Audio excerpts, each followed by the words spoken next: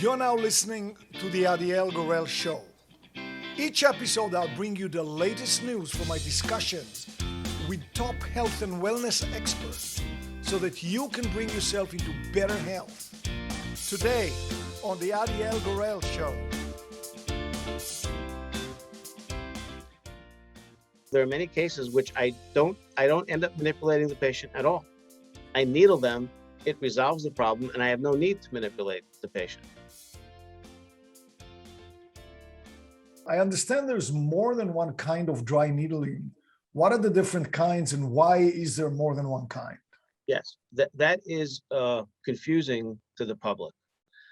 Initially, when early dry needling, there were several papers written. One was treating animal tissue, rabbit, skeletal muscle, and the other was a small group of human study. And they found in what they were doing that if they took the needle and they basically jabbed the tissue multiple times, that it caused a response and the tissue would let go, would calm down. The question is it necessary to jab and stab the tissue to get that response? It seems nobody ever really tested that part of the theory. Now, the problem with that, as it is taught by many, is that it is very distressing to the patient. And if the patient can't handle the therapy, then they're not going to be compliant with the treatment plan. So it was my experience that was counterproductive, because what that does, well, let me say, when the patient comes to any doctor, they're mostly in pain. That tells us that their nervous system is in a heightened state. And anything that's going to contribute to the heightened state of their pain is not very good. What we want to do is calm the system, calm the system. The technique that I evolved and that I teach does exactly that. It's very comfortable. The patients often will fall asleep, even in training, in a busy training session. As they're doing it, these doctors will fall asleep. This approach to needling causes the system, the nervous system, to really calm down quite a bit. So why some things in medicine get it's like a trend, or it gets picked up and they market it and then they push it as the only way. And sometimes people who aren't as big as them are not heard as loud, but have a equally effective and more comfortable way of getting the same job done. So that is what I have evolved over time. I understand. So, I mean, are there typical groups of muscles or muscles that dry needling practitioners work with the most, or does it vary? The wonderful thing about dry needling in general is that you can apply it anywhere in the body from your head to your toes. Now, practitioners vary in what they specialize or what their focus is, So if you're a sports medicine working only with runners, then you're probably going to see more lower body problems. But if you're a practitioner who loves to treat women and pregnant women, then you're going to see a totally different set of problems. So dry needling can be utilized in any of these things. Or if you have let's say you're having a joint replacement, dry needling is excellent for hip and knee joint replacements. So it just depends. Now, in my work, I see a lot of low back pelvic issues, because they're not separate. Low back is not separate from pelvis, and neck is not separate from shoulder and upper back. So these are contiguous areas that have to be treated as a unit. And that's often a problem because they're looked at separately. I kind of can relate to that from my Feldenkrais teaching sort of knowledge. It's really quite simple to think, which is a fact, that we are just one skeleton. Being one skeleton, it's all connected. I mean, so to say, oh no, it's the neck, what are you doing in the back? No, it's a skeleton. It's one skeleton. So that makes sense to me.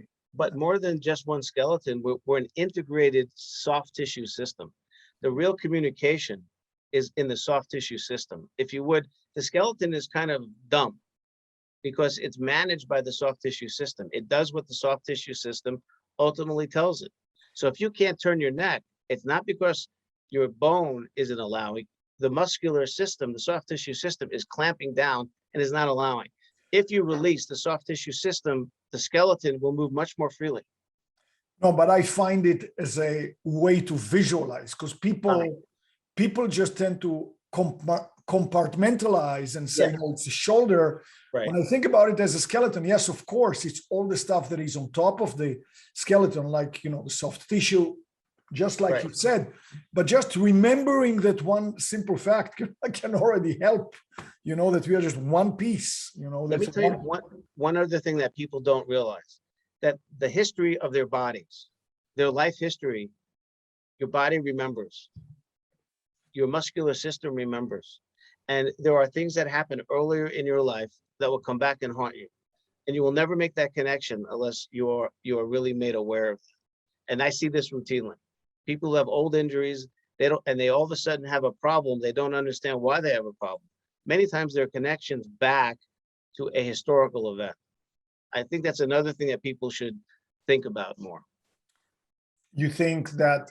I would think so, but I want to see what you think, that emotional trauma, PTSD and stuff of that nature manifests in a certain seizing of the tissue. Totally. Yeah. Actually, the prefrontal cortex, which is where PTSD happens a lot, it knocks out your body.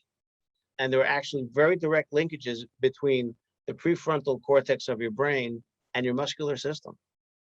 So in a way, if someone has PTSD, that is why body work helps people who have emotional events in their life. Now, that could be yoga, that could be Feldenkrais, that could be, any number of things, but physicality helps to heal. So now you come from a chiropractic background. It's your basic training is in chiropractic. What's the difference between a chiropractic manipulation and dry needling? Completely different. Chiropractic manipulation is focused on the joint system. And the philosophy of the early pioneers of chiropractors was that if you manipulate, or the term we use is adjust, any joint, everything downline will be affected. And when every profession is educated in a biased way. If you're an MD, you think drugs and surgery are the solution. If you're a chiropractor, you think manipulation is the solution. And the reality is that we have to put things in perspective. And that in my experience of observation, that trying to manipulate a little bony joint to try to move 30 or 40% of my body mass is just foolish. So you could get now, are they mutually exclusive? No, they're very complementary. So that if you're going to want to manipulate someone's joints anywhere in their body, you want to first manage and release the soft tissue system, because then that will allow the joint to move more freely, will give the patient a more comfortable manipulation experience. The manipulation will go much better, much easier, and will last longer. Now, very traditional chiropractors don't like to hear me say that. It is against their fundamental belief system.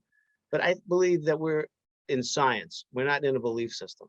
So I think when evidence is presented to us in science, we need to consider the evidence and then square that with whatever belief system we have been imbued with in our education. That's the challenge out there, is how can we change that paradigm of accepting evidence of something that is different and then changing our approach.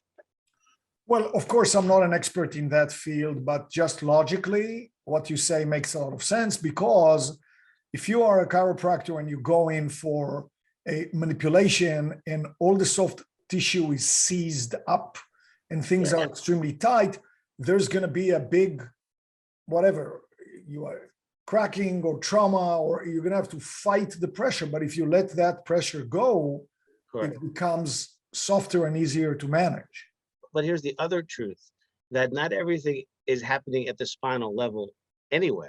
Because as I said, the nerves, once they leave, you have much more volume of nerve after the spine than you do in the spine itself. So there's many opportunities for the nerves to become impacted out after they leave.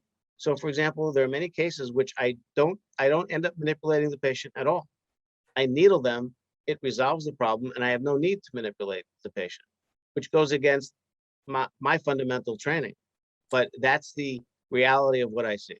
Okay, so that kind of leads us to the next question, which is obvious. Obviously, we have this show to make it available to people if somebody is listening to this and saying, oh, where can I get this? So who performs this procedure and where is it available?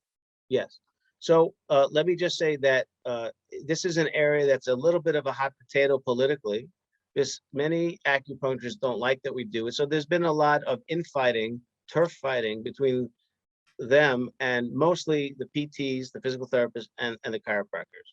So it really is a state by state issue, okay? Because unlike medicine, which is nationalized, all the other professions have state rules about what they can and cannot do. So it depends where you live. So for example, where you are in California, the acupuncturists are extremely strong. In fact, along the West Coast, Oregon, I trained the first group of chiropractors in Oregon, and then the acupuncturists filed suit and got an injunction against them, or in Washington State. So the West Coast is a little tough. As we move to the middle of the country, at really the middle, the East Coast is also a little tough, again, because of politics, like New York, where you should be able to, or Pennsylvania, where you should be able to, there should be no problem, but there's politics. So what patients need to do is to really say, look up dry needling in their area to see if it's being done and who's doing it. Most of the people who are doing it are either physical therapists and chiropractors. Again, in some states, more chiros are doing it because the PTs aren't, but PTs more and more are doing it in most of the states. There's less restriction on them because they've been more aggressive in the politics and dealing with it. Now there are a smattering of other types of people. For example, in some states, athletic trainers can do it, interestingly enough. Okay. I know, for example, in Connecticut, because I've trained some in Connecticut. So it varies by state, which is a little frustrating and confusing for an individual. I also have people who contact me from all over the country and saying, can you refer me to someone in my area? And if I have trained someone, I've trained over 1,000 people. So if I have someone in their state, I will refer them, but that doesn't always happen. But from what I hear from you, in the states in which I reside, for example, the state of California, I cannot get this work. No. Okay. So, and who suffers for that politics? You do. Where would be a place, a resource where somebody who may live in one of the 50 states can look it up? And what would be an easy way to find the resources? I really think using Mr. and Mrs. Google is going to be the quickest and easiest, because otherwise you have to go to national, like the American Physical Therapy Association. I don't even know if the American Chiropractic Association lists anything. I would say Google in your, dry needling in my whatever it is, whatever state you're in, to see who might be doing it. I don't know of any centralized resource that really knows what's going on around the country. Okay, so in the place where you, by the way, what state are you? I live in Maryland. Maryland, okay. So does insurance cover this service? Again, becomes a state issue and it becomes a plan issue. So for example, recently, in the last few years, the American Chiropractic Association and the American Physical Therapy Association got together to create a specific code to describe it. Once they did that, the insurance companies, not across the board, said, oh, that's experimental and investigational, so we don't want to pay for that. However, there are many workers' compensation boards in the states that say it's equivalent to trigger injection. Also, if you're injured in a car accident, it will often be covered. So again, it's not consistent, and it's not consistent within states, and even within some plans, let's say Blue Cross Blue Shield, some plans may cover and some may not. So it's a frustration of the healthcare system in general that we're dealing with here as to whether it is. But I have found many practitioners make it quite affordable for people who want to come up, who want it, and people I find will pay out of their own pocket for this kind of service. People pay for quote unquote alternative medicine quite a bit, and there's no insurance coverage for it. But this is very, very effective. Very interesting. So, I mean, again, this is the whole point. We have the show to open doors to modalities, therapies, knowledge that is not necessarily in the mainstream, but could be useful. So this really, I mean, this is a great, example of that. David, you've been doing it for over 30 years. Is there any publication that you have that if somebody wants to read further, or again, it's looking, online? So I am not a researcher. So because I'm a frontline practitioner. So I don't publish in major journals. I've written some articles for the American Chiropractic Association. I wrote my training manual for professionals. My website has some information, and in fact, I just want to say I loved the questions that you sent me so that we can present it to the public in a way. And I'm going to take that information and I'm going to put it together. I'm going to put it on my website, so that people can then can learn more about it. Sometimes when we're as health professionals, we're not thinking about how to break it down for the public in a way that they can consume it, understand it, and then take action on it. So since we're on that subject, what is your website, David? So my practice website is fishkincenter.com. My teaching site is dryneedlinginstitute.com. But I'm going to post this information on both. So whatever site they go to, I'm going to have that information there for them.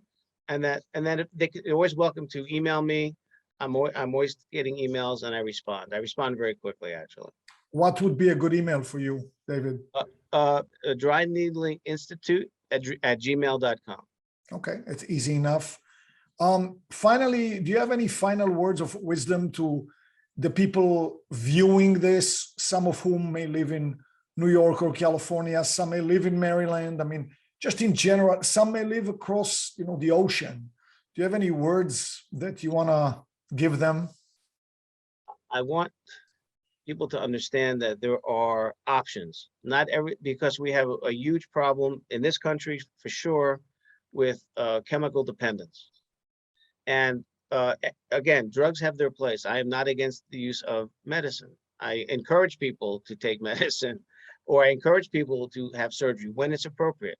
It's always about what's appropriate. And, if you have a structural musculoskeletal problem, right, that's trying to change a tire on a car by changing the oil. If you change the oil, it's not going to affect the tire. So drugs can be helpful in the short term, especially, but oftentimes they really don't reach the problem. And patients will say that all the time. These drugs are just not reaching the problem.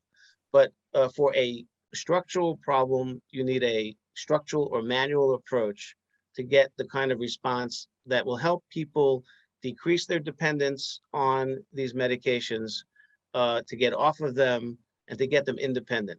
My goal is for patients to be independent and living their life, not to be dependent either on me or on medicine. But there is a process. And when a patient has a chronic problem, there are people who are legitimately have chronic pain. They need that medicine, and they're not addicted in the way that others are addicted.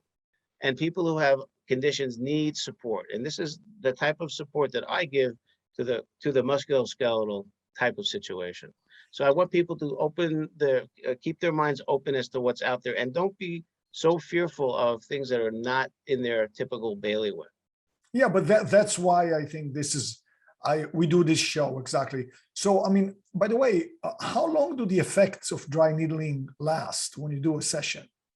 So, again, it varies, but in some cases, a few sessions and they're done, completely resolved.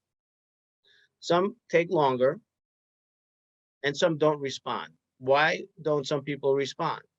We don't always know why. But I will also tell you that when patients aren't responding, that moves me to then do further diagnostics. And this tool of dry needling has helped me to uncover underlying disease such as cancer. And when patients have been seeing other doctors and thinking they have back pain and back pain and back pain, and even an x-ray doesn't always show the cancer, when I don't get a response, I want to know why. So I will ask for blood work, I will ask for imaging to make sure there's no underlying disease. Now, if there's no other underlying disease, there are cases we just can't resolve. We don't always know why. That is the big challenge. Why is it some patients respond beautifully and some don't. And that is there are many research questions to be asked. And if I live long enough to do a PhD, maybe I'll start to answer them. Well, David, thank you very much for taking the time to be on our show. Today I want to thank you a lot, and I'm sure our viewers are going to be fascinated. This is something new for a lot of people. I want to once again say thanks. I just want to thank you for what you do as well. All right. I think you're doing a great thing for people. Thank you for joining me today for the second part of our amazing interview. If you didn't catch part 1, don't miss out. The link is in the description below for you. And be sure to click the subscribe button for more videos.